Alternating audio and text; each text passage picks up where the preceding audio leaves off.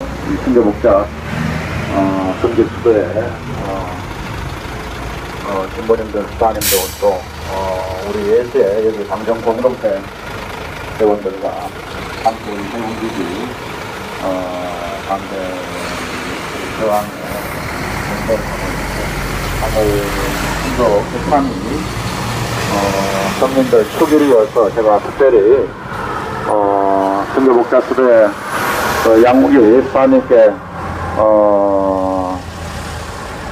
이 전례 나눔을 부탁을 했습니다. 그래서 좀 무슨 마이크로 아마 양수사님께서 나눔을 해 주실 것입니다. 안녕하세요. 안녕하세요.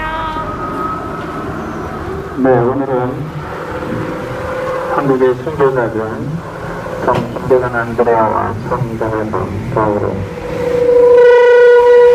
성령 순교자 도축을 사하고 있습니다. 오늘 부분에서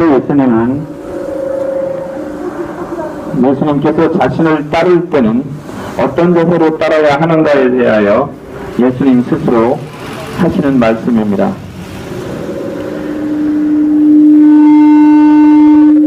예수님의 말씀은 매우 간단하고 명료합니다.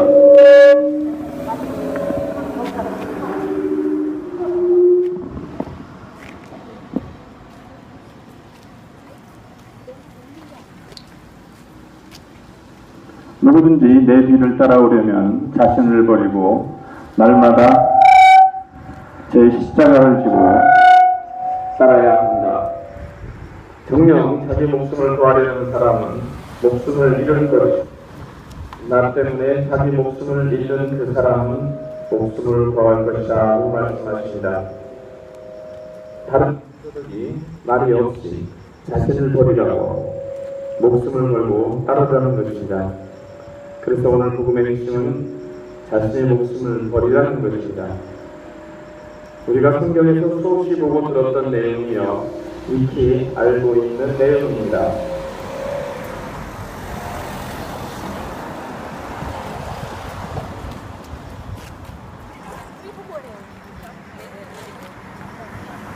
한국 가톨릭 교회의 순교자들을 기억하는 오늘리가 복음의 주제는 목숨입니다.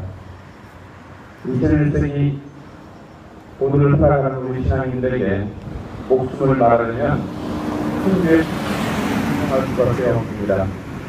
그런데 순교를 설명할 때 목숨을 걸기보다는 작은 일에 충실하고 겸손하게 살아가는 것도 사람들은 순교라고 설명합니다.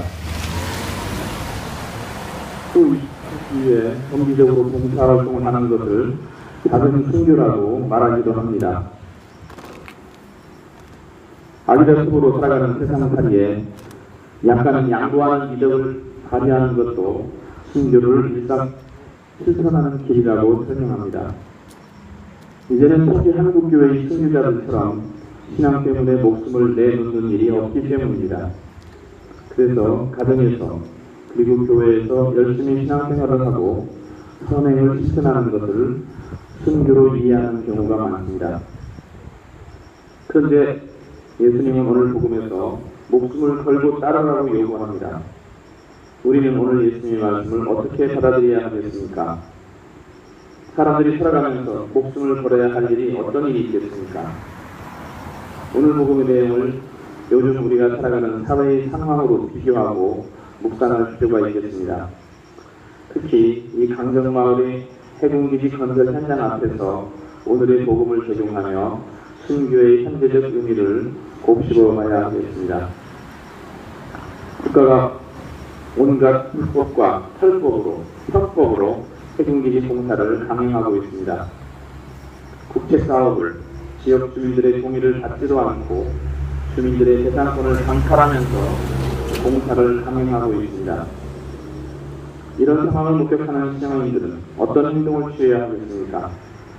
또한 신앙인이 아니라 하더라도 이런 생활을 목격하는 상식 있는 시민이라면 어떻게 대응해야 하겠습니까? 내가 만일 민주주의를 인정하는 민주시민이라면 이런 국가의 일방적 폭력 앞에 어떤 행동을 취해야 하겠습니까? 오늘 복음에 그 답이 있습니다. 예수님께서는 자신을 따르려는 사람들에게 십자가라는 단어와 목숨이라는 단어를 언급합니다. 자신을 버리고 따르라고 말씀하십니다. 그런데 우리들의 일상적 생활, 목숨을 걸어야 할 만큼이면 어떤 일이 있겠습니까? 예수님께서 말씀하시는 목숨이라는 단어를 지금의 강전 현장에 비추어 말한다면 저항이라고 바꾸어 말할 수 있습니다. 즉 예수님께서는 당신을 따르려는 사람들에게 당신을 따르려면 불의에 저항하라는 말로 들립니다. 즉 예수님께서는 누구든지 내리를 따르려거든 부당한 국가의 폭력에 저항하고 불의한 체제와 제도에 저항하는 의미로 알아들어야 할 것입니다. 특히 부정선거로 청와대를 차지한 박근혜는 부정선거로 차지한 자신의 권력을 유지하려고 국정원과 검찰, 경찰, 법원 등 공권력의 수장들을 모두 허수아비로 채워놓았습니다. 그들은 이미 박근혜의 학생일 뿐입니다. 모든 언론은 이미 찌라시 수준으로 떨어졌으며 국제사회에서는 우리나라를 언론의 자유가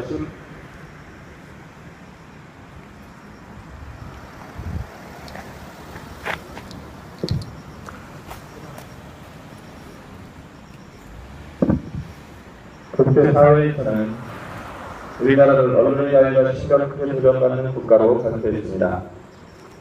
또한 2001년 국가인권위원회가 세워진 이래 이명박과 박근혜 정권에서는 국제사회에서 우리나라가 인권 위기의 국가로 선정되는 취업을 당했습니다. 이제 박근혜는 이 나라의 대통령이 아니라 전제 왕조시대의 여왕일 뿐입니다. 이외에도 우리나라의 상식보다는 권력이 우선이며 과거 박정희 군사 독재로 돌아가는 느낌입니다. 이런 상황에서 오늘의 복음을 묵상합니다. 예수님께서 말씀하신 목숨이라는 단어를 저항이라는 단어로 바꾸는 현실 인식이 중요할 것 같습니다. 예수님을 따르려면 십자가를 지고 불의에 저항할 때라는 말입니다. 오늘 우리는 한국 가톨릭 교회의 초기 순교자들을 기억하고 그들의 삶을 묵상하고 있습니다.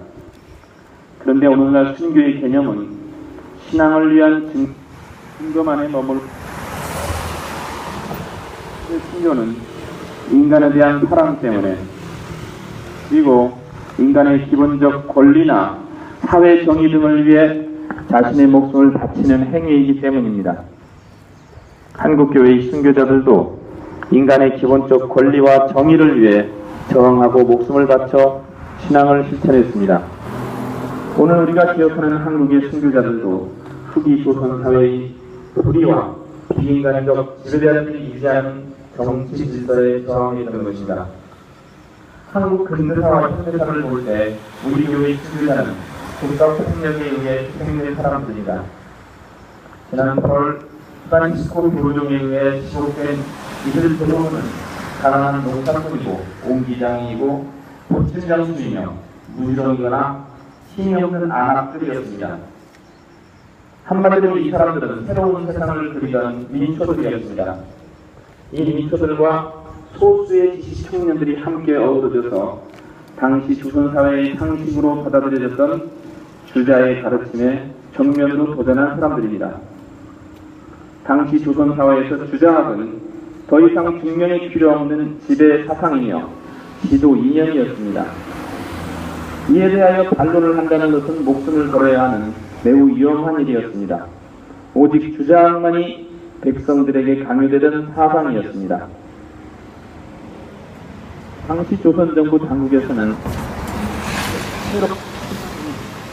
그리스도교의 새로운 신앙운동을 주자학과 그의 기반을 둔 사회 질서에 대한 도전으로 받아들였고 때문에 그들을 잡아 죽였던 것입니다. 때문에 그들의 순교는 조선정부의 주자학 중심의 사상 통체 정책에 대한 저항의 결과라고 말할 수 있는 것입니다. 신앙의 측면만이 아니라 역사학의 측면에서 보아도 우리 교회의 순교자들은 그리스도교의 새로운 사상과 가르침, 즉 복음을 통해서 인간의 존엄성을 깨달았고 사람은 서로 평등한 존재임을 알았던 것입니다. 그 중에 충청도 예산지방의 홍낭민이라는 사람은 알리였습니다. 그는 자신이 거느리고 있던 노비를 해방시켜 주었다가 동료 양반들로부터 왕따를 당했고 1801년 4월 8일 51세의 나이로 서수문에서 참수당했습니다. 1790년대 충청도 내포의 양반 유근명은 조선을에서 산호비가 해방된 19세기 말보다 100년을 앞서서 자신이 소유한 노비들을 자유인으로 풀어주었습니다. 그는 내가 완전한 사람이 가서 가난한 이들에게 줘 보물을 차지하게 될 것이다. 그리고 와서 나를 따르라. 하신 예수님의 말씀을 실천한 것입니다. 같은 신자라도 사회 풍습에서 사람 취급을 한정한 건 신분을 신분의 벽을 넘어 받아들이는 일과 자신 소유의 노비를 자유롭게 풀어주는 것은 바로 복음에 대한 철저한 신뢰였고 그 결과는 죽음이었습니다. 1920년대 식민지 조선에서는 평정운동이라고 불리우던 백정해방운동이 있었습니다. 그러나 이보다 120여 년을 앞서서 충청도 고령에는 황일광이라는 백정이 있었습니다. 그는 1801년 당시 정약종과 같이 살다가 순교했습니다. 그는 나에게 천국이 둘이 있습니다. 나의 비천한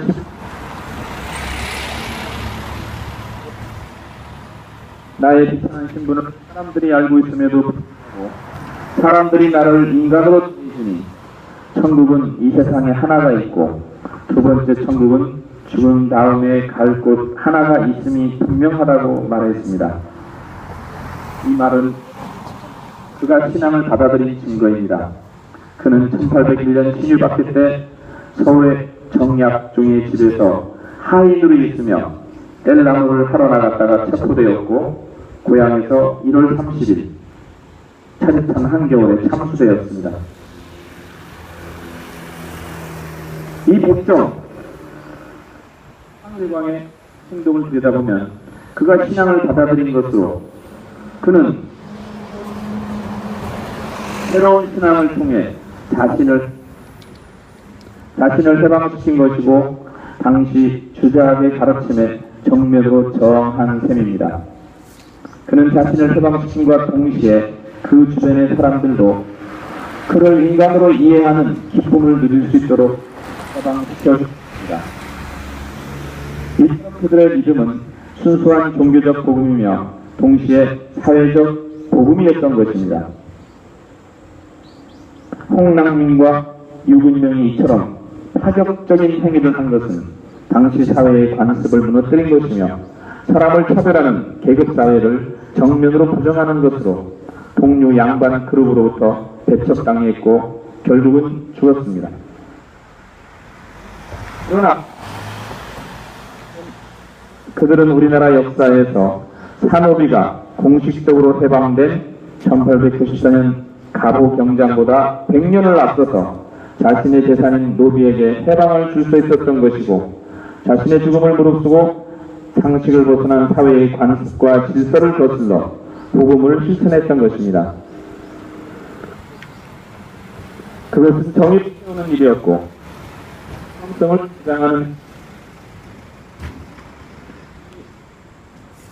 그들이 스스로에 이룰 수 있었던 까닭은 자신의 목숨보다 더 소중한 가치를 추구했기 때문이었고 그 소중한 가치는 그들에게 감옥의 고통과 고문의 괴로움과 죽음의 공포까지도 극복할 환희를 주었던 것입니다. 또한 그들은 자유와 인권의 중요성을 행동으로 증거한 사람들이며 그들의 죽음은 오늘의 우리가 사상의 자유와 종교의 자유, 신앙의 자유를 쟁취할 수 있는 밑거름이 되었던 것입니다. 자유는 피를 먹고 크는 나무입니다. 우리에게 자유라는 나무를 키워준 사람들이 바로 오늘 우리가 기억하는 순교자들입니다. 이처럼 초선의